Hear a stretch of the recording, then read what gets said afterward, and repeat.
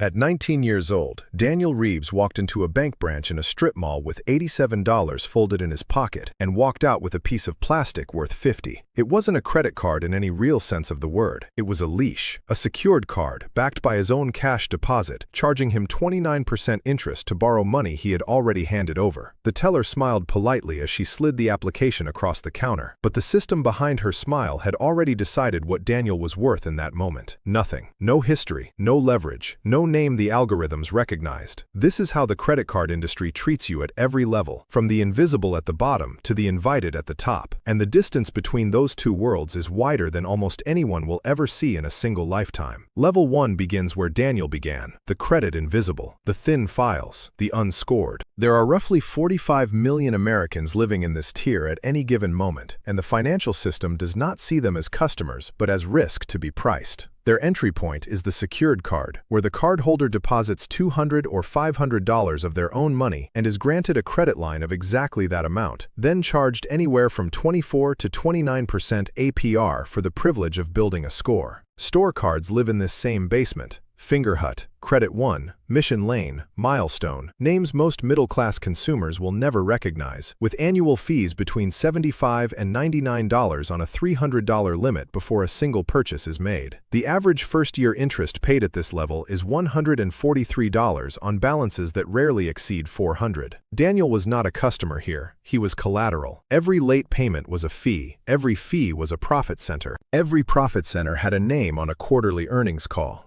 By the time he turned 22, 3 years of perfect on-time payments had lifted him into Level 2, the working credit holder. A FICO score of 640, a Capital One Quicksilver with a $1,500 limit, and a Discover It card that matched his cash back in the first year. For the first time in his life, the mailbox began to fill with pre-approved offers instead of collection notices. The psychology shifted overnight. The bank started sending birthday emails. Credit limit increases arrived unrequested every 6 months. He was no longer a risk to be contained. He was a balance to be grown. This is the tier where most of America lives and dies financially. The average American household in this band carries $6,300 in revolving credit card debt at an interest rate of 22.8%, paying nearly $1,400 a year in interest alone, often without realizing it. The rewards here are small and engineered to feel generous. 1% cash back, a free FICO score inside the app, a $5 statement credit for activating an offer. The issuer is not paying you. The issuer is renting your attention. Every swipe is a data point. Every data point is sold, sliced, repackaged, and used to predict the exact moment you will be most likely to carry a balance into the next billing cycle. Daniel did not yet understand that he was the product. He thought he was winning. Level 3 opened the day his score crossed 740, the prime borrower, the credit industry's favorite child. This is where the cards stop being utility and start being identity. Chase Sapphire Preferred with its sapphire blue metal core, American Express Gold in matte rose, Citi Double Cash, Capital One Venture X. Sign-up bonuses worth $800 to $1,000 in points, 2x to 4x multipliers on dining and travel, priority pass lounge access at select airports, trip delay insurance, purchase protection, extended warranties most people will never file a claim on. The annual fees jumped to $95, $250, $395, and Daniel paid them gladly because the math, on paper, finally worked in his favor. He learned the language of the tier, APR, statement credits, transferable points, the Chase 524 rule, the Amex once-per-lifetime bonus restriction, the difference between membership rewards and ultimate rewards. He learned to churn, to manufacture spend, to chase 50,000-point welcome offers across 3 issuers in a single year. And the issuers learned him back. They knew where he ate dinner on Thursdays. They knew the airline he preferred. They knew his average ticket size at Whole Foods to the dollar. He was no longer a customer in any meaningful sense. He was a behavioral data set wrapped in textured metal. Level 4 arrived quietly, the way real money always arrives, without announcement. Daniel was 31. His income had crossed $240,000. A pre-approved invitation appeared in his inbox for the Platinum card from American Express. $795 annual fee. Heavy stainless steel, anodized in matte black. A concierge concierge line that answered on the second ring, 24 hours a day, in any language he asked for. Centurion Lounge access at 13 airports worldwide. $200 in annual Uber credits. $200 in airline incidental credits. Fine hotels and resorts benefits that included automatic room upgrades, 4 p.m. late checkout, and $100 property credit at over 1,000 hotels globally. Global entry reimbursement. Clear membership. Equinox credits. SoulCycle credits. Walmart Plus. The math no longer mattered, and that was precisely the point. At this tier, the perks were not designed to be calculated. They were designed to be felt. The product was no longer credit. The product was belonging.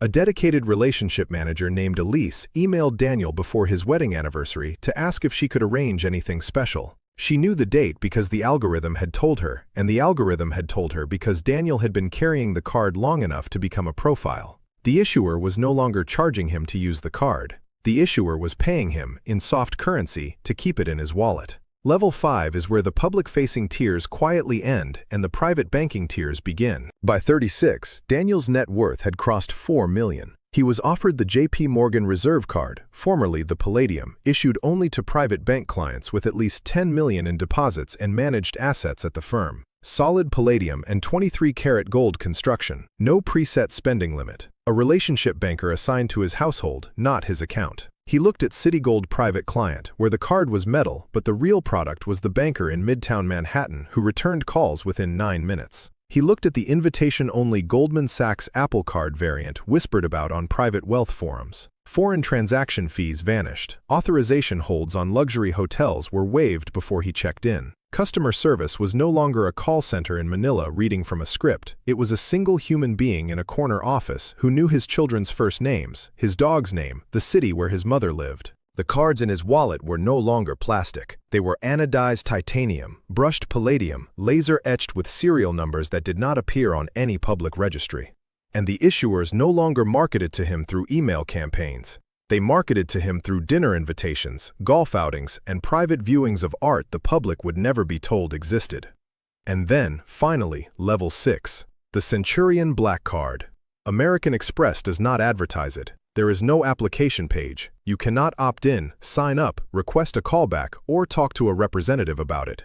You can only be invited, and the invitation comes only after an internal committee at American Express has reviewed your spending history on an existing platinum card for, on average, 3 consecutive years of more than $500,000 in annual charges, with most cardholders spending well over $1 million. The initiation fee is $10,000. The annual fee is $5,000. Estimated cardholders worldwide, under 200,000, though Amex has never publicly confirmed the number. The card is milled from anodized titanium, weighing 14 grams, heavier than 3 standard credit cards stacked together, with the holder's name laser engraved across the face. At this altitude, perks stop resembling rewards and begin resembling sovereignty. A personal travel team available 24 hours a day, every day of the year, capable of arranging private jets, yacht charters, and entire island bookings within a single phone call. Hotel rooms held empty in case the cardholder decides to arrive unannounced. Personal shoppers at Hermes who close the boutique for a single appointment. Backstage access at concerts that have been sold out for 9 months. A reservation at a Michelin 3-star restaurant in Tokyo on a Saturday night, booked from a hotel suite in Dubai, confirmed in under 22 minutes.